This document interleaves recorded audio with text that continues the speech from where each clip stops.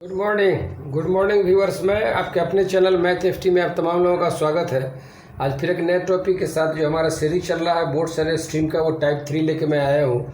अभी हर तरह के टाइप से मैं आपको इंट्रोड्यूस कराता हूँ विथ फार्मूला, यानी ट्रिक या टेक्निक का ले आप उनके से मैं इंट्रोड्यूस कराता हूँ। ये इसमें 4 तरह का फार्मूला है, 4 तरह का ट्रिक है, 4 तरह का टेक्निक है। ये तीसरा टाइप है, एक टाइप और बचा हुआ है, वो चौथा टाइप कहलाएगा। इन तीनों टाइप पर मैं हर पे 4-4 सवाल बताता हूँ। इस पर भी मैं 2-4 सवाल आपको बताऊँगा। अब एक ही बेसिक चीज़ को बार बार बताने में मज़ा नहीं आता है और समय चला जाता है और आप भी आज ही बोर हो जाते हैं। ये देखिए एक फार्मूला इनका है, फार्मूला कह लें या ट्रिक्स कह लें, जो कह लें कि यदि शांत जल में नाव की गति x और धारा की गति उसी में धारा की गति अगर y हो तो धारा के अनुकूल का मतलब कि धारा जिस डायरेक्शन में है उसी डायरेक्शन में अगर नाव चल रही है उसी को बोलते हैं धारा का अनुकूल, और इसको बोलते हैं डाउन स्ट्रीम। माने both are moving in same direction, नाव और पानी दोनों सेम डायरेक्शन में बह रहा है तो उसको डाउन स्ट्रीम कहते हैं। और नाव अगर पानी के अपोजिट डायरेक्शन में चल रहा है तो उसको अप स्ट्रीम कहते हैं। वो अनुकूल को हिंदी में प्रतिकूल या कुछ कहते हैं, ऐसा अपोजिट डायरेक्शन को। तो इसका एक फार्मूला है कि अगर सेम डायरेक्शन में पानी के साथ अगर चलता है नाव और डी दूरी तय करता है तो कितना समय लगेगा। वो t1 बराबर है d/x + y, जहाँ d नाव द्वारा तय की गई दूरी और x जो है वो नाव की गति है और y जो है जिस दरिया में जिस पानी में तैर रहा है उसके धारा की गति है। ये डाउन स्ट्रीम में है, लेकिन इसका ठीक उल्टा अप स्ट्रीम में है। लिया गया समय d/x - y। क्यों होता है यह x + y और यहाँ क्यों होता है x - y। डाउन स्ट्रीम में ये जुटता है और अप स्ट्रीम में अपोजिट डायरेक्शन में ये घटता है। क्यों घटता है, इसके लिए आपको वीडियो का टाइप नंबर 1 देखना पड़ेगा। वहाँ बेसिक कंसेप्ट बताए, एक ही कंसेप्ट को बार बार हर वीडियो में नहीं बताया जाता है। तीसरा देखिए, अगर इंटरेस्टेड हो तो हमारा प्लेलिस्ट डाला हुआ है चैनल में बोट एंड स्ट्रीम के नाम से, वहाँ जाए, सारा वीडियो सिस्टमेटिक ढंग से आपको मिल जाएगा। तो डाउन स्ट्रीम में लिया गया समय जितना दूरी तय किया गया उसमें नाव की गति और प्लस धारा की गति दोनों जुट जाएगा। ये जिस डिस्टेंस में डिवाइड होगा तो वो समय ले लेगा। ये डाउन स्ट्रीम में। अगर अप स्ट्रीम में अपोजिट डायरेक्शन में अगर कश्ती चलती है, नाव चलता है, कोई तैराक चलता है तो उसमें t2 बराबर d/x - y। फिर मैं बोलता हूँ कि वीडियो नंबर 1 देखें, फिर समझ में आएगा कि x + y और x - y डाउन स्ट्रीम और अप स्ट्रीम में क्यों हुआ। तीसरी बात, अगर एक डी स्थान है, कोई जगह फिक्स है, वहाँ पे तैराक एक बार जाता है और फिर वहाँ से तैराक वापस आता है तो इसका मतलब हुआ कि एक बार वो सेम डायरेक्शन में जाएगा या पहली बार अपोजिट डायरेक्शन में जाएगा, दूसरी बार सेम डायरेक्शन में आएगा। दोनों में से कोई एक केस तो होगा, या तो पहली बार अपोजिट डायरेक्शन में जाएगा रिटर्निंग सेम डायरेक्शन में होगा, या पहली बार सेम डायरेक्शन में जाएगा रिटर्निंग अपोजिट डायरेक्शन में आएगा। वैसे केस में इनका फार्मूला ये बनेगा। इनको अब गौर से आप देखें, उस स्थान पे आने और जाने में कितना समय लगेगा। वो समय को t से हमने रिप्रेजेंट किया, d/x + y + d/x - y। फिर यहाँ कन्फ्यूजन होगा कि x + y और x - y क्यों दिया गया। तो इसको जानने के लिए वीडियो नंबर 1 देखना प्लेलिस्ट में ज़रूरी है। अगर नहीं देखेंगे तो हमको दावा है कि नहीं समझ पाएंगे। आइए इससे रिलेटेड 2-3 सवाल बताते हैं। 3 फार्मूला हमने बताया, ये 3 फार्मूला कह लें, ट्रिक्स कह लें, टेक्निक कह लें, कंसेप्ट कह लें, जो कहना है कह लें। ये तीनों पे किस तरह का सवाल पूछता है वो मैं सब अभी हल करके बताऊंगा। उसके बाद एक टाइप और बचा हुआ है वो बताऊंगा। उसके बाद 2019 तक हिंदुस्तान में जितना भी क्लर्कल कैडर का बोर्ड्स एंड स्ट्रीम से रिलेटेड सवाल है उनका मैं डाटा फिल्टर कर रहा हूँ, वो पूरी एक्सरसाइज में करा दूंगा। उससे आपको फ़ायदा ये होगा कि समझ में आ जाएगी कि बोर्ड्स एंड स्ट्रीम से रिलेटेड किस तरह का सवाल पूछा जाता है एग्जामिनेशन में। सवाल नंबर 1 देखें।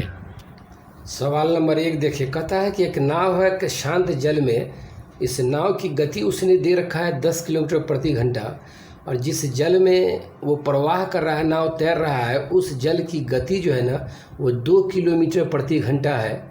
और कहता भी क्या है कि धारा के साथ चलते हुए, इसका मतलब है कि डाउन स्ट्रीम में चल रहा है। धारा का जहाँ फ्लो है वहीं कश्ती का फ्लो है। अगर कश्ती 30 किलोमीटर दूरी तय करना चाहता है तो उसको कितना समय लगेगा, या 30 किलोमीटर दूरी अगर तय करेगा तो उसको कितना समय लगेगा। अभी एक फार्मूला बता चुके हैं कि t1 ये बराबर होता है d/x एक्स प्लस वाई, ये डाउन स्ट्रीम के लिए हुए।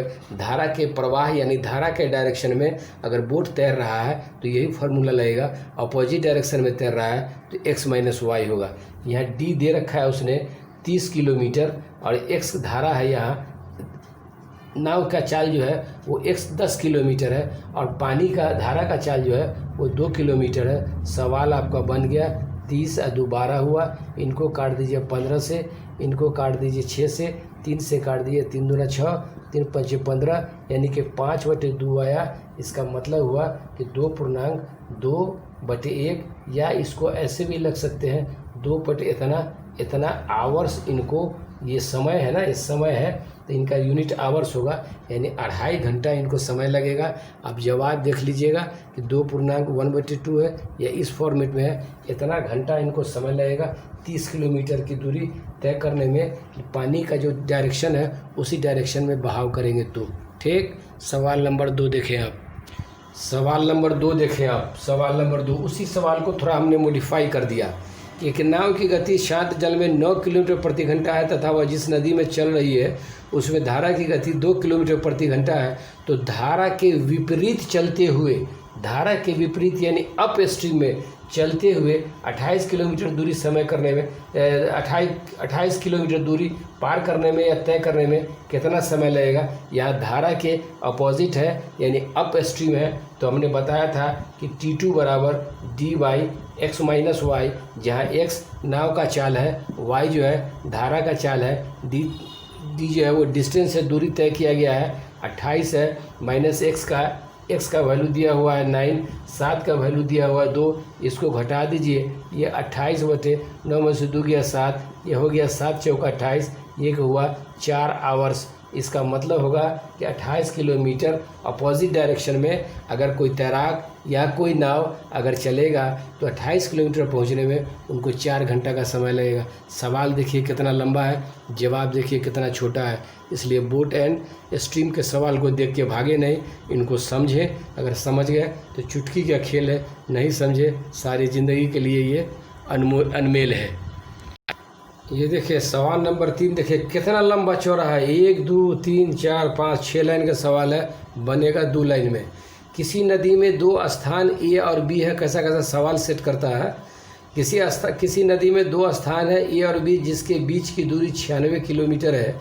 एक जहाज शांत जल में 20 किलोमीटर पर आवर की गति से चल रहा है तथा धारा की गति 4 किलोमीटर पर आवर हो, तो उस जहाज को ए से बी तक जाने तथा आने में कुल कितना समय लगेगा।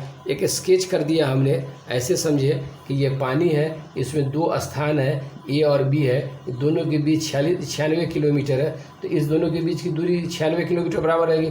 अब ए से बी की तरफ जाए और बी से ए की तरफ आवे, या बी से ए की तरफ जाए ए से बी की तरफ आवे, बात तो एक ही है। एक होगा डाउन स्ट्रीम, उसको लिखते हैं ऐसे ds, और इसको एक होता है अप स्ट्रीम। ये 2 स्ट्रीम की कहानी है, दोनों डायरेक्शन में दूरी तो सेम रहेगा, तो बोलता है कि ए से बी तक जाने में और बी से फिर ए तक आने में कुल कितना समय लगेगा। अभी आपको इसका फार्मूला हम बता के गए हैं, फार्मूला की तरफ ध्यान दीजिए।